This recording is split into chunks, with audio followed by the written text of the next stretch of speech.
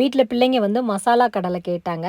அதனால வெளியிலேருந்தே கொஞ்சம் கடலை வந்து வாங்கிட்டு வந்தோம். அந்த கடலையை வேக வச்சுட்டு அதில் உள்ள தண்ணியெல்லாம் இருத்துட்டு அந்த மசாலா கடலை வந்து நம்ம மேக்ஸிமம் இந்த பஸ் ஸ்டாண்டில் டூரிசம் ஸ்பாட்டில் வந்து நிறைய இடங்களில் வந்து சுட சுட அந்த மசாலா எல்லாம் மிக்ஸ் பண்ணி இந்த வேர்க்கடலையை வந்து ஒரு பேப்பரில் பொதிஞ்சு தருவாங்க இல்லையா, அந்த மாதிரி தான் இப்போ நம்ம வீட்டில் பண்ண போகிறேன்.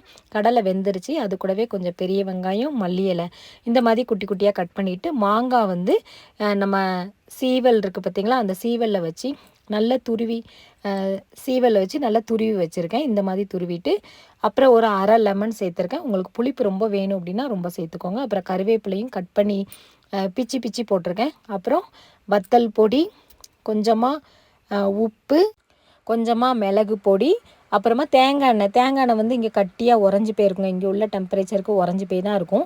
அதை கொஞ்சோண்டு எடுத்து அப்படியே அடுப்பு சீட்டு மேலே வந்து உருகிறதுக்கு வச்சுருக்கேன். அது உருகினதுக்கப்புறம் அந்த தேங்காய் எண்ணெய் நீங்களும் ஒரு ஸ்பூன் இதுக்கு ஊற்றி பாருங்கள். அந்த மசாலா வேர்க்கடலைக்கு வந்து நீங்கள் போட்டு பாருங்கள், சூப்பராக இருக்கும், நல்ல டேஸ்ட்டாக இருக்குங்க.